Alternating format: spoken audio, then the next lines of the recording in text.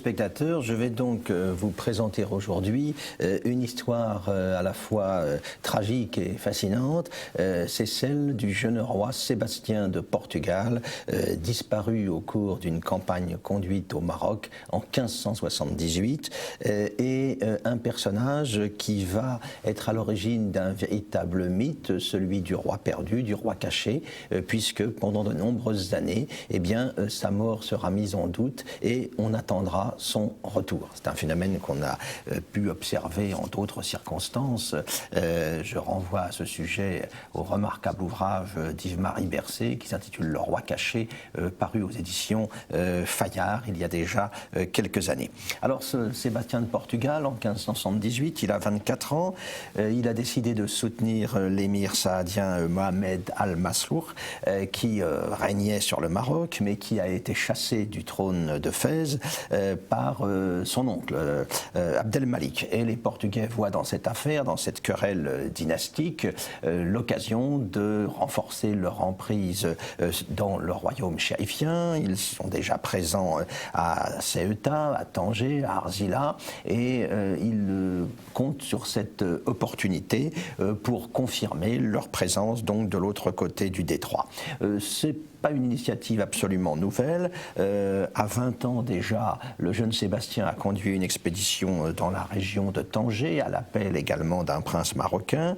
Il a même sollicité le roi d'Espagne Philippe II pour une expédition envisagée à la fin de 1576, mais Philippe II était resté sur une prudente réserve. En tout cas, il embarque le 24 juin 1578. C'est une grosse expédition qui part vers les côtes marocaines, 800 bateaux, galions, caravelles, 20 000 hommes pour les effectifs du corps expéditionnaire. On fait des escales à Lagos sur la côte sud du Portugal, à Cadix en Espagne, et puis on débarque à Tanger et Arzila pour aller affronter donc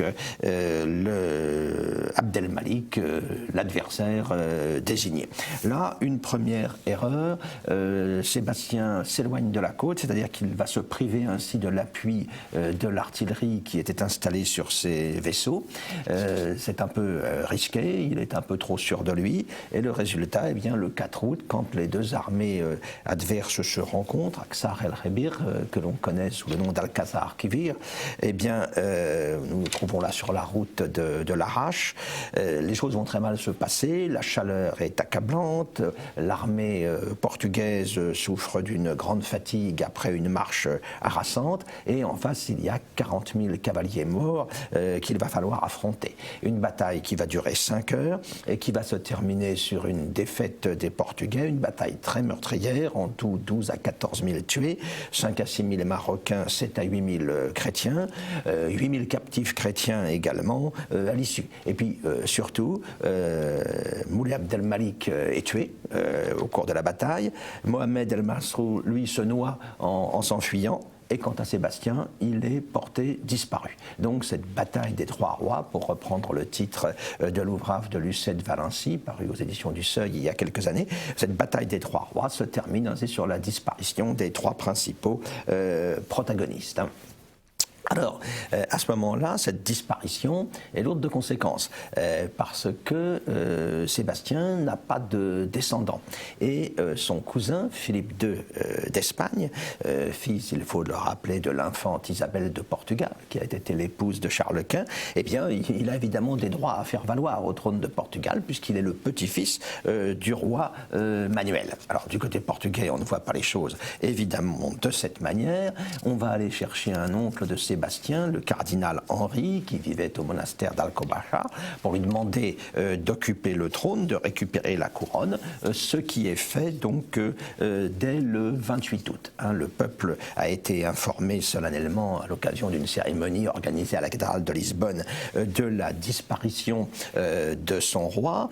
Un ambassadeur de Philippe II auprès de Sébastien, qui l'a accompagné pendant cette expédition, apporte son témoignage sur les les conditions dans lesquelles il aurait disparu, dans lesquelles il aurait été tué. En effet, cet ambassadeur de Philippe II a été immédiatement libéré par les Marocains. Il avait été fait prisonnier parce que ceux-ci veulent maintenir de bons rapports avec le roi catholique, bien sûr. Et il va ensuite donner son témoignage à un chroniqueur génois, Gianfrancesco Franchi de Conestagio, qui va raconter dans son histoire de la réunion des royaumes de Portugal et de Castille, qui paraîtra en 1589, donc une dizaine d'années plus tard, il va raconter les conditions dans lesquelles Sébastien aurait disparu. Le roi aurait perdu son étendard, il aurait eu 3 chevaux tués sous lui, il aurait été tué par des morts ignorants qui étaient leurs victimes. Alors certains disent non, il a seulement été blessé au bras, il se serait enfui, donc il y a un certain flou dans les témoignages.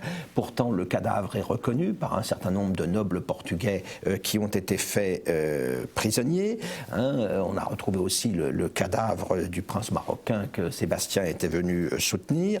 Ce corps de Sébastien, il est racheté dès l'automne 1578 par les moines trinitaires spécialisés dans le rachat des captifs en terre musulmane. Ils versent pour cela une rançon et ils vont emmener ce corps à Ceuta où il va être inhumé dans la chapelle Saint-Jacques du couvent donc des Trinitaires à la fin de 1578. Oui, mais les choses ne sont pas aussi simples car la rumeur tout de suite va se répandre que Sébastien n'est pas mort. Ses compagnons prisonniers l'ont reconnu, mais ce n'était qu'une feinte afin de faciliter sa fuite. De toute manière, le cadavre qui leur a été présenté était défiguré, il portait 5 plaies d'armes blanches, il avait reçu 2 arquebusades. Tout cela crée d'emblée une certaine confusion, un certain doute. D'autres événements viennent confirmer ces interrogations. On voit par exemple des fuyards arriver à Arzila pour y chercher refuge et l'un d'entre eux prétend être Sébastien afin qu'on accepte de leur ouvrir les portes qui étaient hermétiquement fermées. C'est certain Diego de Melo donc qui se fait passer pour le roi. Là aussi, ça contribue à entretenir des rumeurs et des hésitations quant à la confirmation de la disparition du souverain. Une autre rumeur fait état d'un embarquement caché du roi, d'un blessé mystérieux qui aurait été soigné par un médecin, Mendes Pacheco, au Portugal, dans un ermitage perdu de la Serra de Guimarães. Toutes ces rumeurs donc se mettent en place très vite dans les mois qui suivent la disparition du roi. En 1579, la peste s'abat sur le royaume. La même année, 1 millier environ des captifs qui avaient été faits prisonniers l'année précédente sont rachetés. Et puis, le problème de la succession va se poser parce que le cardinal Henri, qui avait succédé à Sébastien, qui était son oncle, va mourir en janvier 1580. Un certain nombre de nobles vont proclamer roi Antoine, qui était un fils bâtard de l'infant Louis, qui était l'un des fils du roi Manuel de Portugal. Et cet Antoine, eh bien, il est populaire dans l'opinion parce qu'on ne veut pas évidemment d'un souverain espagnol. Il a accompagné Sébastien dans l'expédition au Maroc. Il a été prisonnier seulement une 40aine de jours. Sa rançon a été rapidement payée. Et l'Assemblée de la noblesse, en juin 1580, va le proclamer roi à Santarém. Oui, mais on ne pense pas les choses de la même manière, on s'en doute du côté espagnol. Et dès le mois de septembre, le duc d'Albe arrive à Lisbonne avec un corps expéditionnaire pour installer évidemment Philippe II d'Espagne comme Philippe Ier de Portugal. Le malheureux Antoine n'a d'autre issue que de fuir en France. En 1581, on va le retrouver au château de Soussigno dans le Morbihan, puis à Beauvoir-sur-Mer, puis à La Rochelle, finalement à Paris, où il va mourir en 1595. Alors, qu'en est-il de Sébastien? Eh bien, la rumeur persiste aux Açores, notamment, où on considère qu'il n'est pas mort. On considère qu'il n'est pas mort, et quand les Espagnols tentent de débarquer aux Açores pour s'y installer, eh bien, ils sont complètement rejetés en juillet 1581. Et les Portugais défendent l'archipel au nom du roi Sébastien qui aurait survécu. Donc ça, c'est un signe également tout à fait intéressant. Pendant ce temps-là, Philippe II réside à Lisbonne pendant environ 2 ans, mais après il va partir. Il va laisser le le cardinal Albert d'Autriche, le représentait dans la capitale portugaise, et cette vacance du pouvoir va contribuer là encore à légitimer d'une certaine manière l'attente du roi supposé disparu. Et puis les rumeurs s'accumulent. On apprend par exemple que Sébastien aurait souhaité faire pénitence pendant 7 ans parce qu'il avait conscience d'avoir entraîné son armée dans une affaire bien malheureuse. Il se le reprochait, ce qui expliquerait son silence, pourquoi il serait resté ainsi à l'écart. Mais 7 ans, ça veut dire qu'en 1585, eh bien, on peut s'attendre à le voir réapparaître. Et correspondant à la rumeur, ça ne manque pas. Vous avez un ermite qui s'installe à proximité de Lisbonne, qui se prétend Sébastien. On se rend compte très vite qu'il n'est en fait que le fils d'un potier. Il sera envoyé aux galères en 1584, mais il sera un rescapé de l'invincible Armada ensuite, et on va le retrouver à Paris, prétendant toujours être Sébastien de Portugal. Ce n'est pas le seul prétendant. Un autre ermite installé à Eritchena, à l'embouchure du Tage, lui, c'était un fils d'un maçon qui avait été novice chez les franciscains. Il va réussir à rassembler quand même autour de lui de nombreux partisans, quelques milliers de partisans, au point de représenter un danger pour le pouvoir établi. Il sera finalement pendu. À côté de ces personnages qui se prétendent le roi disparu, il y a aussi tout un sébastianisme savant qui se constitue, des moines notamment, des clercs, João de Castro par exemple, qui est un partisan d'Antoine que nous avons vu mourir à Paris en 1595. Il ressort des textes prophétiques de clercs qui avaient vécu quelques années plus tôt, des textes qui évoquaient celui que l'on appelait le cachet au encoberto et qui devait un jour venir redresser en quelque sorte le Portugal.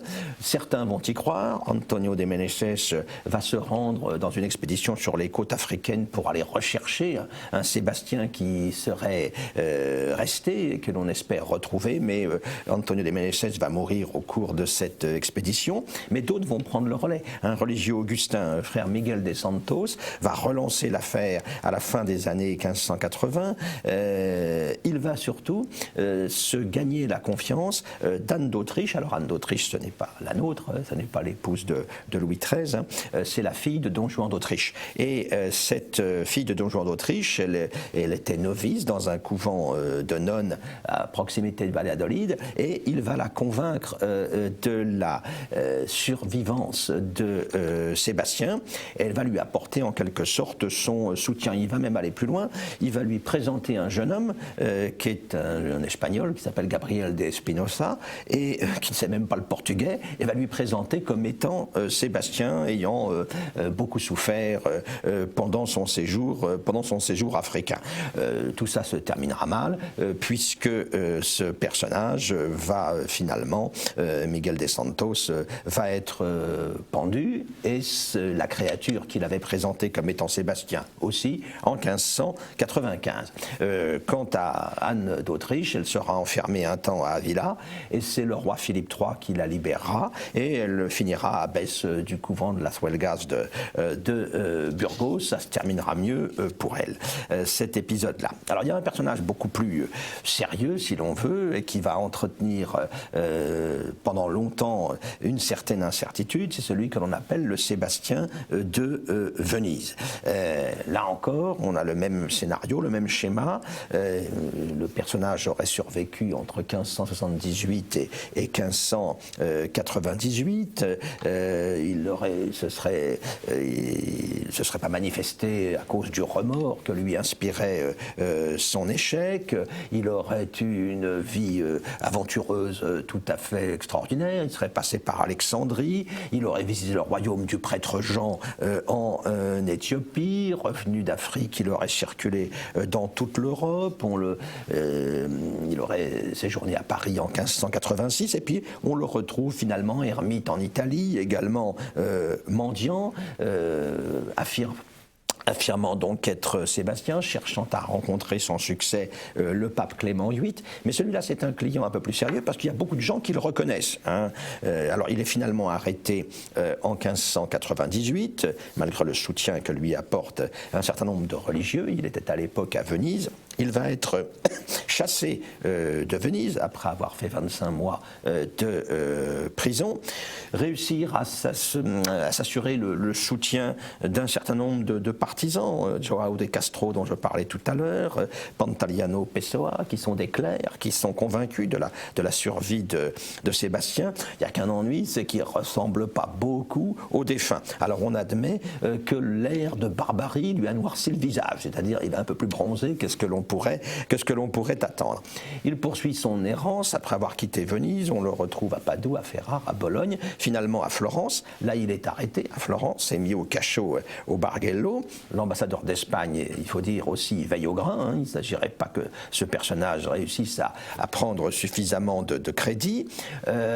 On s'intéresse à lui aussi en France, à la cour de France. À ce moment-là, elle est présente à Lyon pour négocier la paix avec la Savoie. Et on a tendance à prendre au sérieux cette histoire de Sébastien. Alors les Espagnols s'en inquiètent, s'en irritent, et finalement, les Espagnols vont obtenir la livraison du personnage par le grand-duc de Toscane, les Espagnols qui sont présents dans les présides de Toscane, à Piombino, Orbitello, qui contrôlent l'île d'Elbe également. Et c'est comme ça que Sébastien va se retrouver livré par Ferdinand de Médicis, le grand-duc de Toscane, et va se retrouver de nouveau en prison.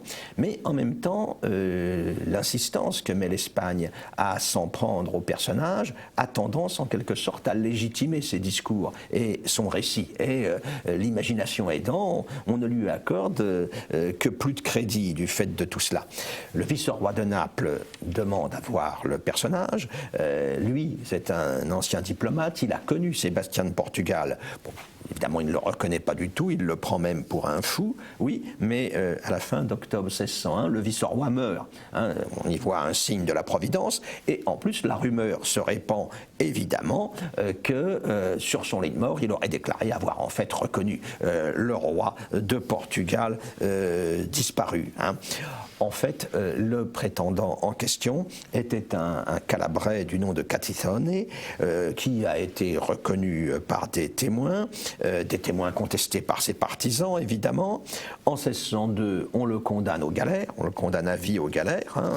En fait, il est plutôt bien traité sur les galères d'Espagne. On le transfère même à la forteresse de Sanlúcar en Andalousie, et puis on le garde là sans plus. Mais les rumeurs d'un complot qui se mettrait en place au Portugal pour favoriser son retour et pour se réclamer de lui, et afin d'obtenir l'indépendance du royaume qui a été de fait rattaché à l'Espagne, font que là les choses changent. Alors là, on va l'interroger de manière beaucoup plus brutale, il va être torturé, puis il avoue tout, il avoue sa véritable identité. Certains de ses partisans, comme le dominicain Sampaio, doivent également reconnaître les faits et vont se retrouver pendus en octobre 1603. Quant au prétendant, il va subir le même sort. À Sanlúcar, on va le pendre au même moment. Alors, ce qu'on appelle le sébastianisme, donc, a connu une postérité tout à fait étonnante après la disparition du souverain, et les choses ne sont pas terminées avec la mort de cet imposteur calabrais. Venise, par exemple, va être touchée par la foudre, par des inondations qui sont perçus comme des signes providentiels de punition de la République sérénissime qui a emprisonné puis chassé le personnage. On fait état de divers prodiges.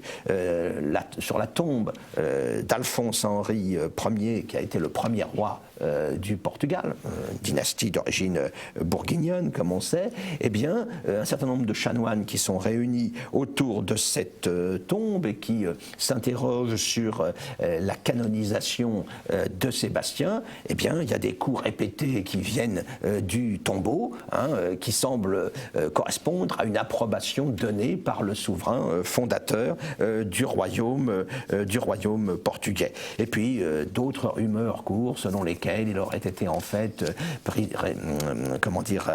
gardé en prison au large de Palerme, dans la petite île d'Alicoudi. On le voit, l'imagination travaille toujours. Ce qui va contribue à calmer les choses, c'est ce qui se passe en 1640 avec la restauration de l'indépendance portugaise, l'avènement du duc de Bragance Jean IV. En fait, à ce moment-là, ce que l'on va mettre en avant, c'est que Jean IV, c'est lui le roi caché, c'est lui que l'on attendait pour redonner l'indépendance au Portugal, le sébastianisme apparaissant en quelque sorte comme une ruse, comme une feinte pour tromper l'occupant espagnol, comme une ruse évidemment céleste, une ruse de Dieu, la véritable restauration se préparant à travers la maison de Bragance et Jean IV apparaissant comme le vrai roi caché.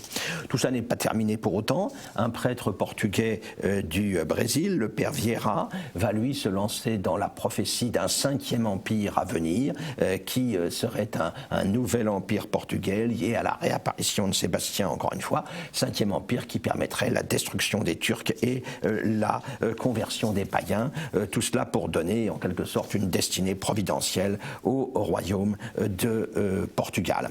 Quant à la dépouille du roi, qui avait été installée à Ceuta, eh bien, elle est transférée au Portugal à la fin de 1582 dans l'église Sainte-Marie du couvent des Hiéronymites de Belém. Et sur le mausolée qui est dressé en 1682, eh bien, on lit cette formule: Sébastien est de ce tombeau, si ce qu'on dit est vrai, une mort précoce l'emporta sur les rivages africains, qu'on ne taxe pas d'erreur celui qui croit que le roi vit, selon la loi chrétienne, la mort pour le disparu fut pareille à la vie. Donc une espèce de message tout à fait ambigu qui tendait à montrer que ce roi caché, ce roi disparu, eh bien, continuait à veiller désormais sur le royaume de Portugal.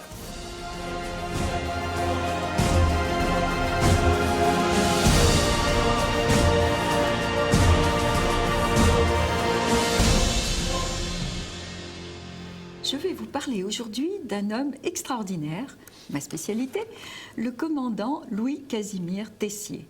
Et cet homme-là, il est beaucoup moins connu que, par exemple, d'Enfer Rochereau. Et c'est pas juste, parce que cet homme-là a tenu un siège de 7 mois sur la citadelle de Bitche pendant la guerre de 1870. Alors c'est un homme sorti du rang, Tessier. Il est d'une famille de militaires, mais il est caporal pendant la guerre de Crimée. Il est blessé 4 fois. 4 fois pendant la même bataille de Sébastopol, il faut quand même... il y prend tous les risques, il va évidemment gagner du galon très très vite, puis il est blessé de nouveau pendant la campagne d'Italie. Bref, c'est un homme qui a le sens du terrain et qui a un courage fou. Puis il est très intelligent aussi. Et il va se retrouver à la tête de la citadelle de Bitche, qui est devenue depuis 1850 à peu près une place forte de première classe. C'est-à-dire qu'elle est normalement bien défendue. Il y a 53 canons. Pas de chance, il n'y en a que 17 qui marchent, mais enfin, il y a 53 canons. Il y a 4700 fusils. Pas de chance, ce ne sont pas des chasse-peau, ce sont des vieux fusils à tabatière beaucoup moins efficaces. Mais... ça, c'est très bien. Il y a 1 400 000 cartouches. Et croyez-moi, ils vont les utiliser. Et puis 26 000 obus. Alors, on connaît le début de la guerre de 70, la dépêche d'Ems, Napoléon III, qui n'est pas très chaud pour cette guerre, mais qui se trouve acculé à déclarer la guerre le 19 juillet. Bravo Bismarck, coup de maître. Et ça va très mal se passer fin juillet et début août, jusqu'à cette journée du 6 août, la défaite de Wörth. qui est resté surtout célèbre pour la charge de Reichshoffen, mais enfin, ça ne va pas changer grand-chose. En gros, on va de défaite en défaite. Le général qui est dans ce coin-là, c'est le général de Failly, qui va venir plusieurs fois à Bitche, puis finalement laisser la place au commandant Tessier en disant faites ce que vous pouvez, mon vieux. Et puis il y a le maréchal MacMahon qui, lui, ne met pas un pied à Bitche non plus, mais les Prussiens sont persuadés que MacMahon est à Bitche. Donc ils vont mettre, si j'ose dire, le paquet pour réduire cette place forte. Et qu'est-ce qui va se passer? Eh bien, ils vont installer des pièces d'artillerie lourdes, très importantes, sur les hauteurs qui dominent Bitche d'environ une trentaine de mètres. Position idéale pour voir ce qui se passe, évidemment, sur la citadelle.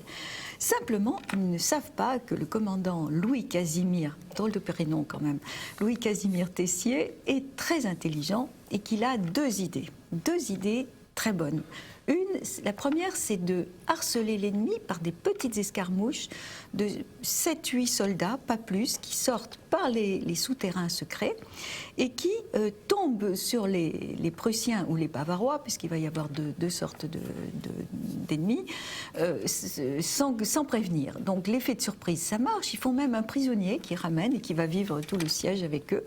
Ça marche au début, ça marche moins à la fin, parce que le Prussien finit par comprendre et par se méfier, donc les escarmouches. Mais les escarmouches, c'est très bon pour le moral des troupes à l'intérieur. Et l'autre idée de génie de Tessier, qui n'a pas beaucoup d'hommes, il y a 850 soldats du 86e d'infanterie, il y a 250 artilleurs, il y a un corps de douaniers qui se retrouve là, qui va faire ce qu'il va pouvoir. Et puis, il y a, j'allais dire, tous les fuyards, tous les éclopés, tous ceux qui ont perdu leur régiment, qui se retrouvent là. Donc, en tout, ils sont à peu près 2400 contre 20 000 hommes. C'est quand même une disproportion flagrante. Mais ils ont confiance dans leur chef et surtout, Tessier va organiser la citadelle. La citadelle, en fait, ce qui fait surtout sa valeur, ce sont ses souterrains. Un peu comme à Belfort, remarquez. Et Tessier va organiser toutes sortes de choses dans ses souterrains. D'abord, il y a un puits d'eau potable, ça c'est vital. Il va organiser un abattoir, une boucherie, une boulangerie, évidemment des salles de réunion, des dortoirs. Et tout cela va fonctionner en sous-sol parce que les Allemands vont commencer à bombarder très lourdement au mois d'août, quand ils pensent que MacMahon est là. Puis après Sedan, MacMahon est blessé et fait prisonnier, mais Bitche, la résistance de Bitche est un caillou dans leurs chaussures parce que ça bloque les accès et les Prussiens veulent absolument réduire cette résistance. Alors Sedan, eh bien Tessier est au courant, mais il ne le dit pas à ses troupes. Et son but, c'est de maintenir le moral à tout prix. Les Allemands commencent à bombarder vraiment très très lourdement et ils bombardent la ville parce qu'il y a une petite ville autour de la citadelle. Alors là, c'est différent de Belfort. La ville est au pied du Lion et de la citadelle, à Belfort. À Bitche, la ville est tout autour d'une sorte d'éperon rocheux où il y a la citadelle. Et la ville va être lourdement bombardée. 70 maisons vont brûler, 135 vont être très abîmées. Donc Tessier demande un cessez-le-feu et demande la possibilité d'évacuer les civils qu'il souhaite. Ce qui va être fait le 13 septembre. Le maire et le curé en tête, les habitants qui le souhaitent vont pouvoir quitter la ville, dont des malades, parce qu'en plus, c'est toujours comme ça que ça arrive, il y a une épidémie de variole. Mais le colonel Kollermann, le colonel prussien, va dire « Ah non, les malades, vous rentrez dans la ville », parce qu'il a bien l'intention de semer une belle épidémie parmi les défenseurs de la citadelle. C'est ce qui va se passer d'ailleurs. Il reste quand même environ 30% des habitants de Bitche qui refusent de partir et qui vont avoir une conduite héroïque, et en particulier les femmes et les enfants. Parce que ce type de forteresse Vauban était truffé de souterrains, d'accès secrets, de sorties dérobées. Et les Allemands, en gros, enfin les Prussiens, en gros, ne tenaient que les sommets. Donc, les femmes et les enfants, avec des paniers sur le dos, vont pouvoir sortir de la citadelle et ravitailler au moins la ville, un petit peu les combattants. Bon, ça reste limite, mais c'est bon pour le moral. Et puis, Tessier, lui, il maintient l'ordre malgré 10 jours de bombardement effroyables. Là, les Prussiens mettent le paquet.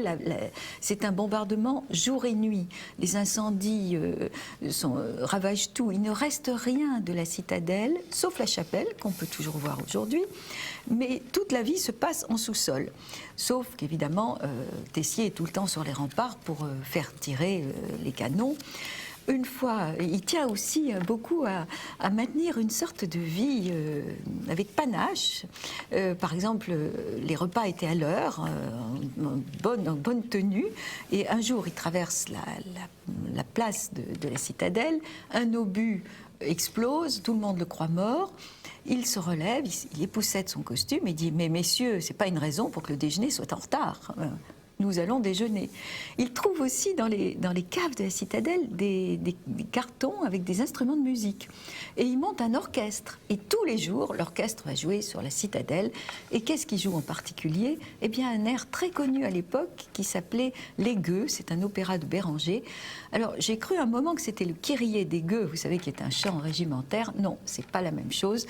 Je ne sais pas l'air des Gueux, mais en tout cas, les Allemands peuvent entendre les défenseurs qui jouent de la musique et qui chantent, et tout ça c'est bon pour le moral.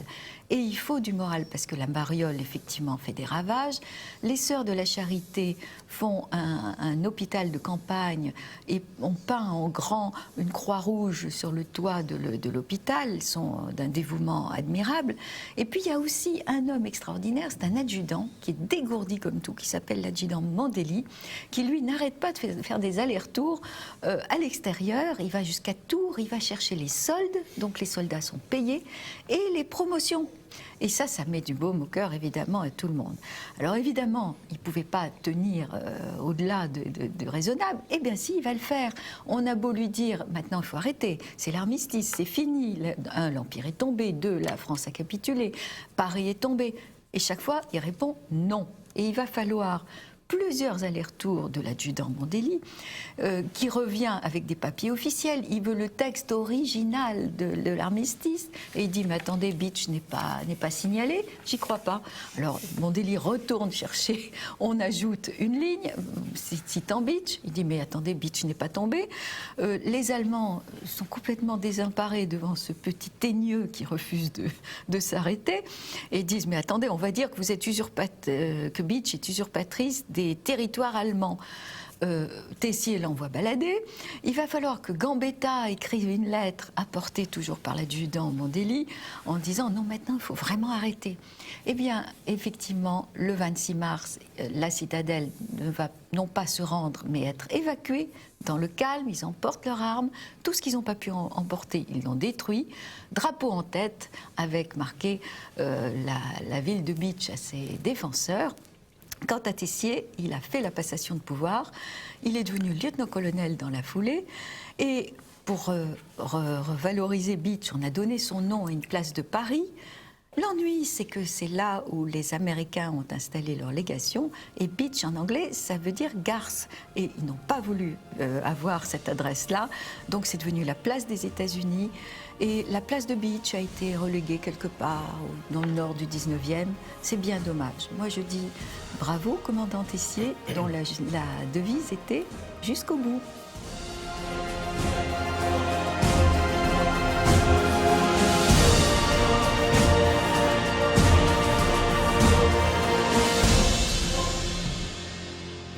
Le plaisir de recevoir aujourd'hui Monsieur Alain Herbette, qui est sociologue de formation, qui est journaliste et qui vient de publier aux éditions de l'Harmattan Jacques Soustelle, l'homme de l'intégration. Alors Jacques Soustelle, c'est une figure sans doute un peu oublié aujourd'hui pour les jeunes générations. C'était une grande figure politique de l'histoire française, de la Seconde Guerre mondiale jusqu'aux années 1960, une destinée tout à fait particulière. Il avait tout pour devenir l'un des barons du gaullisme, si on peut s'exprimer ainsi, à l'époque de la République gaulienne des années 60, mais du fait des choix qu'il a effectués à l'époque de la guerre d'Algérie, il s'est retrouvé aller dans la peau d'un proscrit avant de retrouver l'amnistie venant une certaine importance dans la vie politique, intellectuelle surtout, puisqu'il a été, je crois, académicien français. Hein. Alors, Alain Herbet, vous vous penchez surtout sur la période algérienne, en fait, de Jacques Soustelle, mais nous allons quand même revenir, pour nos téléspectateurs qui connaissent mal ou peu le personnage, sur ce qu'a été son parcours précédemment. C'est un universitaire, c'est un normalien. C'est un brillant universitaire. Ouais, c'est un normalien supérieur. Reçu major de sa promotion. Voilà. Et qui va se spécialiser, nous sommes dans les années 1930, qui va se spécialiser dans l'étude des civilisations précolombiennes, notamment la civilisation aztèque. Alors il va nous laisser un certain nombre d'ouvrages de référence sur la question. Hein. Je pense à sa vie quotidienne chez les Aztèques, le livre tout à fait emblématique de la collection Terre humaine de Plomb, Les Quatre Soleils, et il a publié également sur les Olmèques, autres populations mexicaines. Donc une autorité scientifique incontestable dans ce domaine. Il faut rappeler qu'à l'origine, je crois, il était philosophe avant de s'intéresser à l'ethnologie et à l'histoire précolombienne. Hein. C'est une carrière apparemment donc, qui se dessine dans le domaine universitaire, et puis il y a évidemment un événement qui intervient, qui va venir bousculer tout cela, c'est la Seconde Guerre mondiale. Mais avant la Seconde Guerre mondiale, déjà, il a des choix, des engagements politiques, je crois, à l'époque du Front populaire. Je crois qu'il participe au comité de vigilance des intellectuels antifascistes, c'est ça. Hein. Et alors, quand la guerre arrive, comment les choses vont-elles évoluer pour lui? C'est intéressant de le rappeler. Alors, d'abord, la guerre le surprend au Mexique, où il était en mission. Mais c'est vrai, vous avez raison, l'engagement de Jacques Soustelle ne date pas de la guerre. Quand il revient de sa première mission, qui a duré 2 ans, de 1932 à 1934, pour lui, le monde a changé. Hitler est arrivé au pouvoir, les rapports de force sont différents, la situation s'est largement tendue, bien évidemment, et il s'engage tout de suite dans un vaste mouvement antifasciste. Il n'est pas pacifiste, contrairement à la majorité des gens, et particulièrement à gauche, qui étaient pacifistes. Il ne l'est pas, il n'a jamais sacrifié à cela, mais il dit qu'il faut une attitude ferme vis-à-vis du fascisme. Alors ensuite, ça se complique puisque la lutte antifasciste n'est pas, disons, exempte des luttes ou des rivalités politiques entre socialistes, communistes, etc. Donc il s'en éloigne un peu, il quitte le comité des intellectuels antifascistes, forme un autre comité et s'engage là résolument contre Munich. Contre Munich en septembre 1938. Il occupe l'ambassade de Tchécoslovaquie avec son association pour bien montrer son hostilité à un pacifisme bellant, d'une certaine manière, qui devenait dangereux. Et on verra dans les années 40 comment ce pacifisme, tout auréolé de bons sentiments, pourra se transformer en un pacifisme de collaboration. Vous évoquez toute la tendance socialiste autour de Paul Faure d'un côté, puis des néo-socialistes tels que Déa ou Marquet. Bien sûr. Donc il s'engage résolument à gauche, contre le fascisme, mais en ne sacrifiant pas au pacifisme ambiant. Et c'est tout de même un intellectuel, vous l'avez dit, donc son métier est prédominant. Paul Rivet, qui est son patron au Musée de l'Homme, le réenvoie au Mexique dans une nouvelle mission, et c'est là que la guerre va le surprendre. Il occupe un poste officiel, bien évidemment, au Mexique. L'ensemble est pour le moins attentiste, en tout cas ceux qui sont là-bas, et lui prend immédiatement part pour le combat de De Gaulle, pour la France libre, etc. Il s'adresse à De Gaulle et, miracle, je ne sais trop comment, De Gaulle lui répond. Alors, il en est fier, bien évidemment, et va récolter des fonds, va faire en sorte qu'il y ait un comité français, des Français, pour la France libre au Mexique. Mais ça ne dure pas, je veux dire, longtemps. La guerre est déclarée, véritablement. il est rappelé en France pour exercer son service militaire. On l'envoie, parce que bon, Jacques Soustelle, il est né en 1912. 12, 22, 32. Il est pas un peu vieux pour le service militaire ? Non, ils ont été rappelés jusqu'à l'âge de 40 ans, au moins. Oui, bien sûr. Oui. Oui. Donc, il a 27 ans. C'est ça, il a 27, 28 ans. Oui. Et donc, il repart en France. Et alors, bien sûr, n'effectue pas un service militaire classique. Il est affecté à un service de l'information, ce qui va devenir pour lui une véritable vocation, le service de l'information, puisque Giraudoux s'est emparé de ce ministère qui avait cette charge. Et puis, il va donc vivre la drôle de guerre, et juste avant l'entrée des Allemands, disons, en France, en mai 1940, il repart au Mexique, avec un poste officiel, cette fois-ci, de diplomate. Et c'est là qu'il va véritablement organiser la communauté française, ou ce qu'il peut en joindre, autour de De Gaulle. Et il rejoindra De Gaulle en novembre 1940, partant d'Halifax, au Canada, et il le rejoint longeant le Groenland, etc., avec un bateau qui était surtout destiné aux croisières tropicales. Donc, confortable, mais froid. Voilà. Pas de chauffage. Pas de chauffage. Donc, il y arrive quand même, il arrive en Angleterre, est reçu par De Gaulle, et il dit, là, je me sens chez moi. Je me sens en France, et je me sens chez moi. Et d'autant plus qu'il retrouve autour de Gaulle des gens avec qui il avait l'habitude de fréquenter, des gens de gauche, bien évidemment, des intellectuels, et puis il retrouve là, il trouve, parce que je pense qu'il n'avait pas encore trop l'habitude de cela, des gens de droite, de l'Action française, des cagoulards, etc. Il y a autour de Gaulle la nation française. Un rassemblement hétéroclite. Oui, hétéroclite. Et finalement, il va parfaitement bien vivre dans cette réalité. Et je pense qu'il va tenter, tout au cours de sa carrière politique, de poursuivre cela. La nation française, la France, peut être au-dessus, d'une certaine manière, des clivages partisans. Est-ce que sa femme le suit pendant ses aventures? Oui. Car oui. Elle aussi, mais c'est une universitaire, légèrement plus âgée que lui, puisque, elle a 2 ans de plus. C'est assez rare à l'époque. À l'époque, c'est rare. Mais oui, non, lui, il a dû bénéficier d'une dispense particulière pour pouvoir se marier. Il avait 20 ans, donc 21 ans. Il était mineur. Il était mineur, bien évidemment, et sa femme en avait 22. Et oui, elle est ethnographe, et la première mission qu'ils ont faite de 1932 à 1934, ils étaient tous les deux. Avec les Lagandons, tout ça, enfin, chez les Lagandons, dans la forêt. Dans la forêt du Yucatan. Oui, c'est une forêt dense, je veux dire. C'est sportif quand même. C'est ça, elle n'était pas aménagée encore pour à l'époque. C'était pas les tours opérateurs. C'était pas les tours opérateurs. Donc, oui, sa femme est là. Elle le rejoindra à Londres. Alors, quel va être son rôle pendant la guerre au sein de la France libre? Je crois qu'il est spécialisé dans le domaine du renseignement. Oui, alors pendant un premier temps, c'est ça, un premier temps, il va un peu continuer à faire l'information, c'est dans la communication, comme on dirait aujourd'hui, et très vite. Surtout à partir du moment où il va à Londres, il va à Alger, il quitte Londres pour Alger, en 1943. Là, c'est lui qui prend les rênes ou la responsabilité du BCRA. Il reste, bien sûr, une antenne, quelque chose à Londres. Je ne me souviens plus, donc j'ai un trou de mémoire de celui qui est véritablement en titre à Londres. Enfin, il est connu, et ça me reviendra après l'émission. Mais je veux dire, il prend cette responsabilité. Pas Ponchardier? Non, c'est pas Ponchardier. Duclos? Non.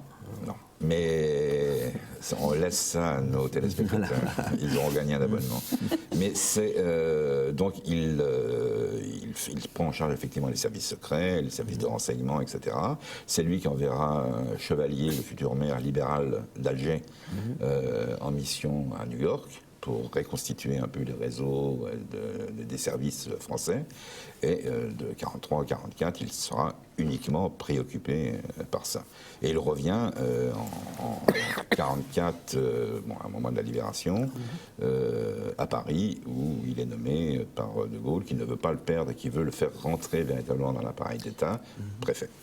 Il est préfet au moment de la libération. Au moment de la libération. Préfet en Aquitaine. Préfet de Bordeaux. À l'été 44, donc. Mais qui correspond aujourd'hui qui correspondait à un IGAM. Enfin, je veux dire, C'est ça. Oui. C'est un grand poste. Et alors ensuite, la libération est intervenue. Il reprend sa carrière d'ethnologue ou il continue dans l'action politique? Non, je pense que la politique l'a happé définitivement. Il est élu député à l'Assemblée constituante. De Gaulle ne voulant pas créer un parti proprement parler gaulliste, l'ensemble des gaullistes, ceux qui se définissent comme tels, se répartissent un peu dans les différents groupes existants. La plupart vont au MRP, certains vont chez les radicaux, et d'autres à l'UDSR, là où ils retrouvent Mitterrand. Et par exemple. Soustelle va être à l'UDSR? Soustelle va être à l'UDSR. Avec Pleven également, avec ces gens-là. Avec Pleven. Donc, il est élu député en 1945 à la Constituante. La Constituante fait son travail de constituante et fait la Constitution qui est refusée par le peuple. Les deux constituantes. Les deux. Donc, et il va y avoir une nouvelle élection législative. Et là, il sera battu. Ah, il est battu. Il est battu parce qu'il donc en 1946 alors. 46, c'est ça, oui, d'accord. parce qu'il n'avait absolument pas fait campagne, il était à son bureau à Paris. Bon. Donc il est battu. Et il se représentera en 1951. Oui. Et il sera élu, bien évidemment, à Lyon. Cette fois-ci, c'est une implantation lyonnaise qui commence, qui est sa région, par ailleurs. Il est, il n'est pas né là-bas, parce qu'il est né dans les Cévennes, etc. Mais sa famille avait été à Lyon. Et il est élu en 51 et il ne cessera d'être élu. Il est élu pour le RPF. Alors là, il est élu bien sûr pour le RPF qui est né en 1947. Qui est né en 1947. Il est le président du groupe RPF à l'Assemblée, à la Chambre comme on dit à l'époque, et ce groupe RPF compte 120 députés. Ce qui n'est pas rien. Ah bah oui, surtout quand on rappelle qu'en 51, il y avait la fameuse loi des apparentements, qui avait été conçue pour marginaliser au maximum le RPF gaulliste d'un côté, les communistes de l'autre. La troisième force avait imaginé ce procédé pour sauver la République, déjà. Bien évidemment. Ça rappelle quelque chose. Voilà, donc il est élu président du groupe, il est élu député, président du groupe RPF à l'Assemblée. Et il se révèle assez vite le meilleur orateur quasiment de la 4e République. C'est un gaulliste sans faille, droit dans ses bottes, mais un gaulliste qui, alors, est-ce que ce sont les leçons d'Alger qui portent, un gaulliste qui ne déteste pas, non pas l'arrangement, parce que ça serait pessimiste, ça serait négatif, mais la discussion avec d'autres groupes. Enfin, je veux dire. Il est sollicité 2 fois pour être Premier ministre, pour être président du Conseil. Il refuse parce que De Gaulle est absolument contre. On ne peut être au pouvoir que pour appliquer à 100% la doctrine et la réforme de l'État, la doctrine gaulliste, la réforme de l'État. Donc, une première fois, il refuse assez vite. La deuxième fois, c'est plus lent quand même. Et il s'est... Une espèce d'amitié ou d'estime réciproque s'est nouée avec Mendès France sur 2 dossiers. Le dossier de la CED, Soustelle est contre, bien évidemment, et sur ce dossier-là, il y a connivence. Bon, ils sont le Mendès France aussi à ce moment-là. Bon. Et il y a l'autre dossier qui est la guerre d'Indochine. Elle s'est terminée de la façon dont on sait, mais Soustelle soutient, même contre ses amis, que Mendès France n'a pas démérité dans cette affaire. Il a d'abord pas, il a pris l'affaire en main, enfin, au tout dernier moment. Il est arrivé au pouvoir après Dien Bien Phu, Mendès. Donc on lui reprochait surtout les accords de Genève. C'est ça. Donc il dit, bon, dans la configuration où était cette situation, il ne pouvait pas faire autrement. Il n'a pas démérité. Donc sur cette estime plus ou moins réciproque, on disait que c'était le meilleur allié, enfin le meilleur gaulliste, madésiste ou madéso-gaulliste. Bref. Mendès le nomme gouverneur général de l'Algérie en fin 54. Donc la guerre, ce qui n'est pas la guerre, mais les événements d'Algérie viennent à peine de commencer. C'est ça. Donc il est, alors c'est long à accepter, etc. Et puis bien évidemment il y a l'instabilité ministérielle de la 4e République. C'est-à-dire qu'entre le moment où Madès lui dit « je vous désigne comme gouverneur de l'Algérie » et au moment où il y va, Madès n'est plus le Madès va tomber en février 55. Tout début février 55. Alors qu'il est déjà nommé, l'arrêté est pris, etc. Et il est remplacé par Edgar Faure, qui lui dit « vous en faites pas, je vous garde », etc.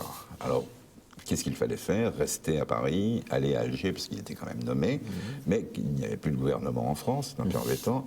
Et finalement, il a opté pour le départ immédiat en Algérie, et il y va en fin février 1955. Avec une double casquette. Je suis nommé par Mendès France. Je suis nommé par François Mitterrand, qui était ministre de Mendès France. Donc ça lui crée immédiatement une popularité auprès de la population algérienne.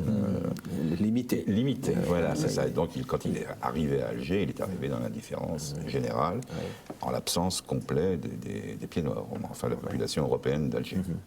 Mitterrand qui était ministre de l'Intérieur. Ministre de l'Intérieur, c'est ça. Gouvernement Mendès France. Et alors, donc, il découvre l'Algérie qui est entrée dans la guerre, mais d'une manière encore limitée, il faut bien le dire, depuis novembre 54. Il y a eu quelques actions du FLN. À l'époque, il n'est pas question d'envoyer le contingent. On fait du maintien de l'ordre, puisque on fait du maintien de l'ordre. On parle pas de guerre, bien sûr. Et nous l'évoquions tout à l'heure, il y a quelque chose qui va venir bouleverser tout cela, faire que le conflit va changer de nature et d'ampleur. Oui, ce sont les attentats de la fin août 1955 dans le Constantinois, et notamment à Philippeville, où El Alia, qui deviendra le symbole de ces massacres. El Alia, pour mémoire, c'est une petite ville minière, ouvrière, pour lequel travaillaient donc des ouvriers européens et des ouvriers arabes, dans la proportion de la population, enfin je veux dire 1 pour 10 à peu près, mais tout le monde se connaissait, se côtoyait, se recevait au moment des fêtes, etc. Bon, bref, il y avait une véritable fraternité. C'est de ça qu'il fallait casser à tout prix. Le FLN a un diagnostic assez juste, ces attentats, ces agressions, ces meurtres, et des meurtres qui concernaient essentiellement les musulmans. Je veux dire, jusqu'en 1955, les premières victimes, véritablement, de ça sont des musulmans. Mais d'une certaine manière, ça n'avait pas d'écho, enfin, je veux dire, ça ne remplissait pas son œuvre.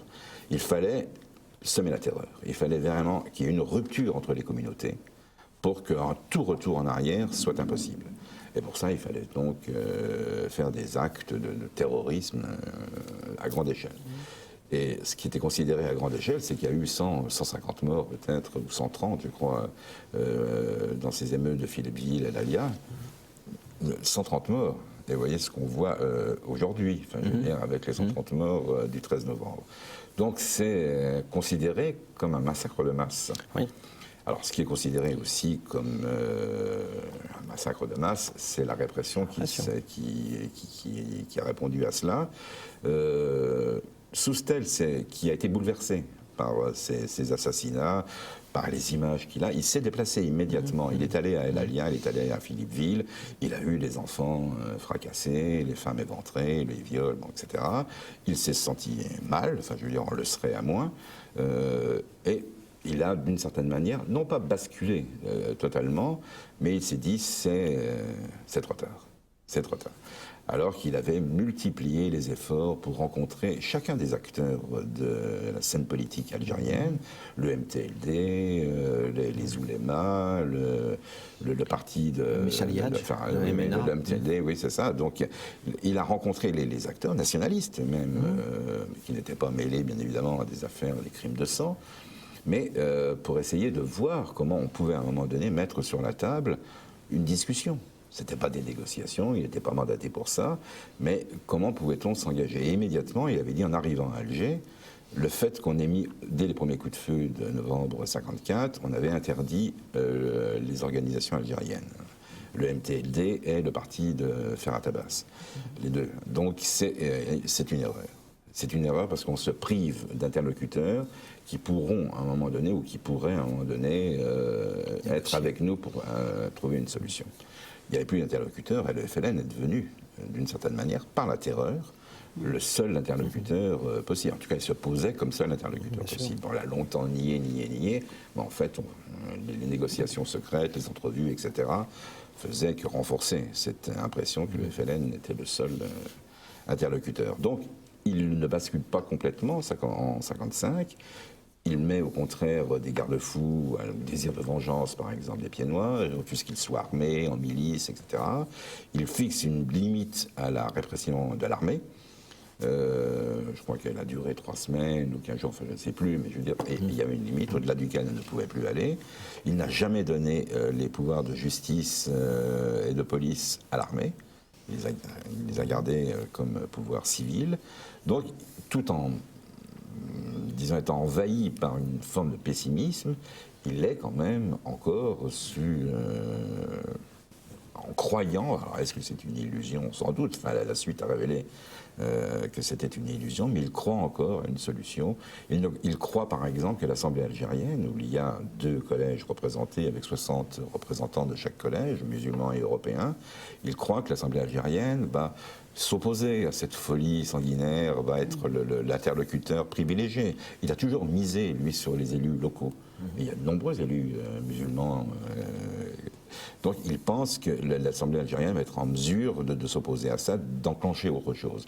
Or, il se trouve que l'Assemblée algérienne, dans sa partie musulmane, sur la pression du FLN et la terreur que produit le FLN sur chacun des membres de cette Assemblée, va démissionner. Je veux dire, c'est le manifeste des 61, représentant musulmans, et il se retire de cette Assemblée algérienne qui n'a plus aucun pouvoir, qui est finie, qui est une baudruche. Et alors, Soustelle, ensuite, quand le Front républicain va gagner les élections de janvier 1956, Guy Mollet arrive au pouvoir, que devient à ce moment-là Jacques Soustelle? Alors, Jacques Soustelle reprend sa place sur le banc de l'Assemblée. Bien évidemment, il est toujours député, il n'est plus en mission, donc il reprend sa place, mais avec une différence. Il est toujours président du groupe RPF à l'Assemblée, mais le groupe est passé de 120 à 20. Oui. À 20 députés. Donc c'est une perte. Puis De Gaulle a dissous le RPF même. Et encore, il va le dissoudre après. Ce sont les républicains sociaux maintenant. Oui, ils vont s'appeler, je ne sais pas si en 1956, oui, ils vont s'appeler les républicains sociaux. Donc, mais en tout cas, le groupe passe de 120 à 20. Donc une perte de 100, en partie répartie dans les autres groupes, mais le principal fauteur de troubles, si on veut, et le principal vainqueur de ces élections de front républicain, c'est les poujadistes. Oui. Les poujadistes qui vont avoir un groupe de 55, députés, 55. Alors, certains vont être très vite invalidés, mais avec cette manière extraordinaire de la 4e République, quand l'invalidation est prononcée, elle est prononcée par les députés eux-mêmes, c'est-à-dire qui sont juges et partis, et avec aucune possibilité de recours à quoi que ce soit. Et c'est les députés, puisqu'il y a des histoires de liste là-bas, etc., c'est les députés qui, votant l'invalidation, nomment le suivant, qui n'est bien évidemment jamais un pujadiste. Et alors qu'en sera-t-il alors de Soustelle en 1958 ? Alors, de 56 à 58, il va mener une campagne sur 2 fronts. L'Algérie française, l'intégration, qui est pour lui synonyme d'Algérie française, c'est-à-dire placer l'Algérie dans un ensemble français. Donc ça, c'est une première bataille. Deuxième bataille, le retour de Gaulle. Il faut absolument que De Gaulle revienne. C'est lui qui saura enfin bouleverser les institutions et faire en sorte que la réforme de l'État se fasse, que les partis, etc.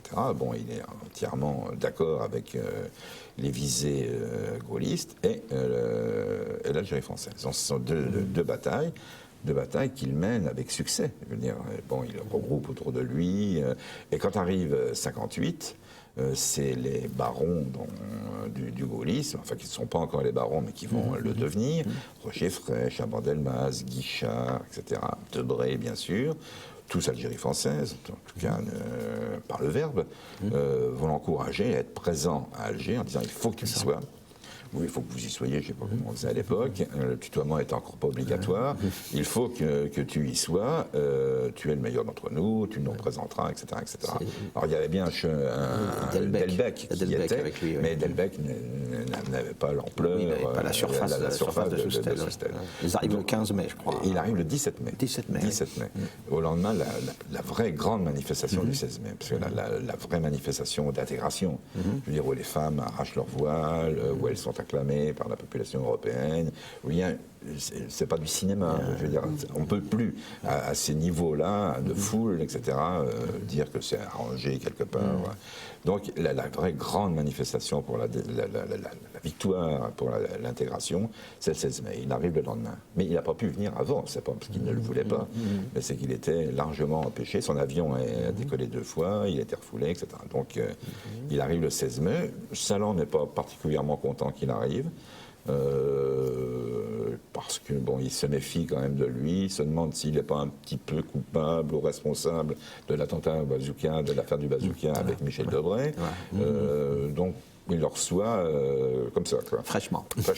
Voilà, mais ce sont des gens polis quand même, donc il vient tout de suite à Alger, il refuse d'être, ce qu'on lui propose immédiatement, d'être le président du comité de salut public. Il dit non, je ne suis rien. Je veux simplement être là pour participer à cet événement. Voilà. Ce sera le premier civil de France, le premier civil d'Algérie. Pardon. Et alors, ensuite, les choses vont se précipiter. À partir de quand est-ce qu'il entre en conflit avec De Gaulle sur l'affaire algérienne? Je crois que ça va très vite. C'est le discours d'autodétermination de 59. Oui, c'est ça. Il en avait peur. Enfin, je veux dire, d'une certaine manière, comme beaucoup de gens, il comprenait mal l'attitude de De Gaulle. Enfin, je veux dire, on sait qu'il a dit avec beaucoup de difficultés Algérie française quand son premier grand voyage de juin 58, c'est-à-dire après le Je vous ai compris d'Alger, il a fait toute la tournée, et à Mostaganem, il lâche Vive l'Algérie française. Mais bon, on a l'impression que c'était un peu pénible quand même, un peu difficile à ce qu'il dise ça.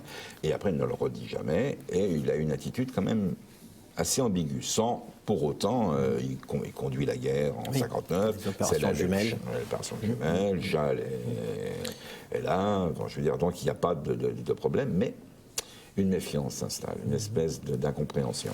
Et il y a le discours, bien évidemment, d'autodétermination, où tout à coup, la solution de l'intégration saute complètement, puisqu'il y a, c'est l'autonomie, c'est le destin algérien, etc. Donc, à partir de ce moment-là... Et alors, quand intervient le putsch d'avril 61, est-ce que Soustelle est partie prenante dans cette opération-là? On le voit apparaître comme un des porte-paroles de la cause Algérie française. Ensuite, il organise le comité de Vincennes. Oui, mais il l'organise avant. Avant. C'était déjà avant le putsch. Il a organisé le comité de Vincennes, il l'a organisé, je ne sais plus exactement, mais après le putsch, il n'a plus le droit à la parole, c'est terminé. Donc même après les barricades, ça va être très, très difficile. Après janvier 60. Janvier 60. C'est là d'ailleurs qu'il se fait chasser du gouvernement. Donc ça n'a pas tardé. Enfin, je veux dire, il a pris position, le comité de Vincennes existe. Le comité de Vincennes, qui est certainement la principale force politique, parce qu'elle unit des gens de gauche et des gens de droite, de Robert Lacoste, le successeur de Soustelle, à Bidault, bien évidemment, MRP. Enfin, donc il y a beaucoup de gens. Et il est enfin contraint de partir pour l'exil à quel moment? On lui conseille de partir assez vite en avril, au lendemain du putsch. D'accord. Il est chassé du gouvernement au lendemain de la semaine des barricades. Là, il s'organise, il n'est plus rien. Il est même chassé du CNRS. C'est-à-dire qu'il perd sa qualité d'intellectuel. Voilà. Ce que personne n'avait fait avant. Donc, il est un homme seul. Il se bat, bien évidemment. Et quand arrive le putsch des généraux, pour lequel il n'a aucune influence, ses amis lui disent ça serait mieux de mettre quand même un peu une frontière. Parce qu'à ce moment-là, les arrestations administratives existaient. existait. Bien sûr. Voilà, on ne se posait pas trop le problème de convoquer le juge et de savoir le droit. C'est ça, il y avait quelques camps bien connus, style Saint-Maurice l'Ardoise, à l'époque, qui ont laissé des souvenirs. Ouais. Merci beaucoup Alain Herbette. Je renvoie nos téléspectateurs à cet excellent ouvrage, Jacques Soustelle, l'homme de l'intégration, où vous exposez ce qu'a été le parcours donc, de cette personnalité marquante de l'époque, et puis également sa conception de l'intégration, et vous accompagnez ça d'un certain nombre de réflexions concernant les défis que nous avons à relever aujourd'hui dans ce domaine. Merci. Merci. C'est moi qui vous remercie. Merci chers amis, et à la semaine prochaine.